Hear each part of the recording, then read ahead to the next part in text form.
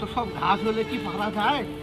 জমিতে খেতে খেতে একদম আমার কপালটাই খারাপ হয়ে গেল সব। আর কিছু হোক আর না হোক, এটুকু জমি আছে, এটাই কাজ করে খাই।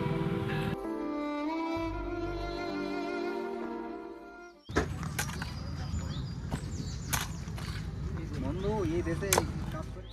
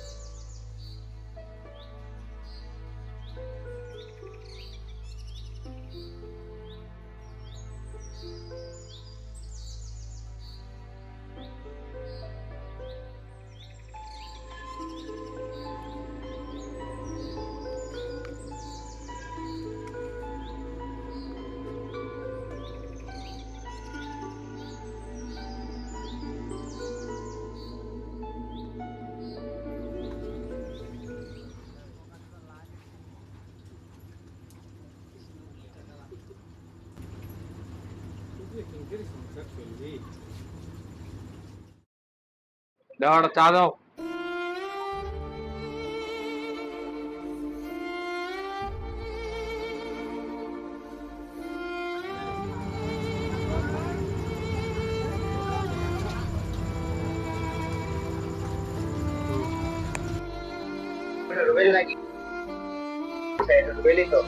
বন্ধু ভালো তো? বন্ধু বাড়িতে সবাই ভালো তো? এই তো আছে, তোমাদের? ভালোই আছে। চা খা, একটা চা দাও তো। খেয়ে নেবো, একটা কোনো ব্যাপার নেই। বাড়িতে সব ঠিকঠাক কাজ চলছে ঠিক মতো? হ্যাঁ চলছে।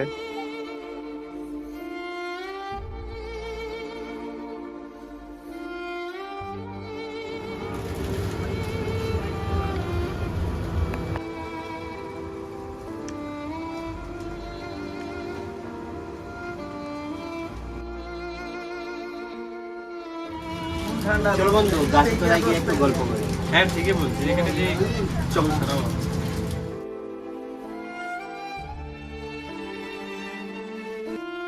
তোর সাথে না একটা জরুরি কথা ছিল। কি বল? চল ওখানে গিয়ে বসি, তারপরে বলেছি। চল ঠিক আছে তাহলে। চল।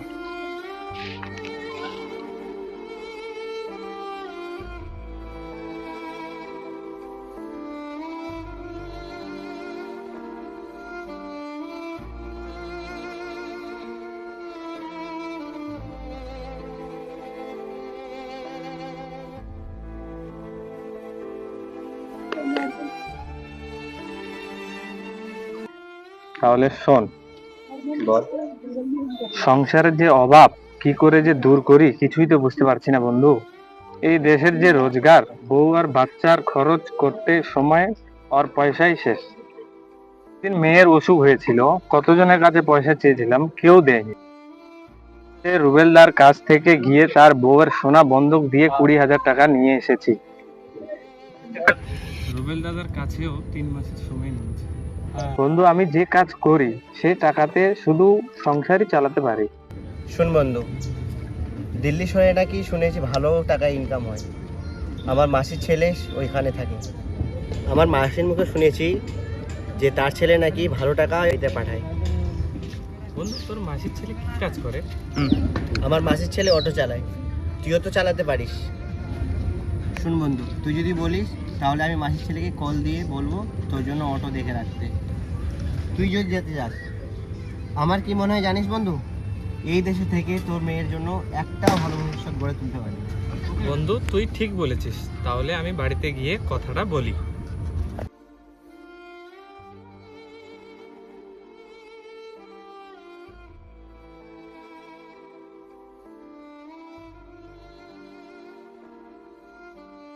কি ঘুমিয়ে গেছে? হ্যাঁ, কেন কিছু বলার ছিল? শোনো, আমি ভাবছিলাম যে গ্রাম ছেড়ে শহরে যাব। কেন যে গ্রামে যত টাকা ইনকাম করি তাতে কোনো রকম সংসারটা চলে, তাই ভেবে নিয়েছি আমি শহরে যাব। শোনো বাবা, তুমি যেমন ভেবে নিয়েছো তোমায় আমি আর বাধা দেবো না, তারপর কথা কখনো বলিনি আর বলবো না। তুমি যা ভেবেছো তো আমাদের ভালোর জন্যই ভেবেছো। মামনি তো এখনো ভালোই আছে। পরশুদিন পাশের বাড়ির দাদা একটা যাচ্ছে, তাহলে ওর সঙ্গে আমি চলে যাব। তাহলে তুমি যাও, আমি তোমার বাধা দেবো। আচ্ছা তাহলে আমি আর বেশি দিন দেরি করব না।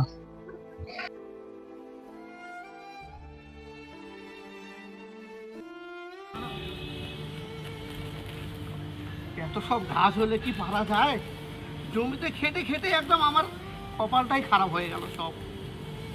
আর কিছু হোক আর না হোক, এটুকু জমি আছে, এটাই কাজ করে খাই। কোথায় গো মামুনির মা? কাপড় চাপড় গুলো গুছিয়েছো? আমার আবার বেশি টাইম নাই, ব্যাগটা দাও। কই গো, এই যে তোমার ব্যাগ, এতে খাওয়া দাওয়া রেখা আছে, সময় তো খেয়ে নিও।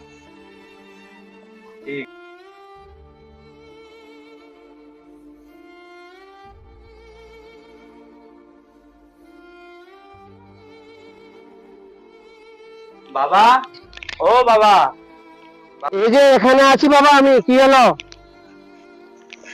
তুই যাচ্ছিস বাবা? যা, বাইরে যাচ্ছিস একটু দেখে শুনে থাকবি, আর দেখে শুনে কাজকর্ম করবি, বুঝলি? ঠিক আছে বাবা। বন্ধু বান্ধব বেশি করবি না, ঠিক। কাজে কাজে মন লাগিয়ে কাজ করবি, বাস এইটুকুই আমার বলা। আর ঠিক আছে বাবা। দেখে শুনে যাস। ঠিক আছে, তুমি তোমার নাতনির আর বৌমার খেয়াল রেখো বাবা, ঠিক আছে? ওসব নিয়ে তোমাকে চিন্তা করতে হবে না বাবা, তুমি ঠিক ভালো করে যাও, আমি বাড়ির ঝামেলা সব মিটিয়ে নেব, তুমি যাও। ঠিক আছে বাবা, গেলাম তাহলে আমি। ঠিক আছে, যাও, ভালো করে যাবি।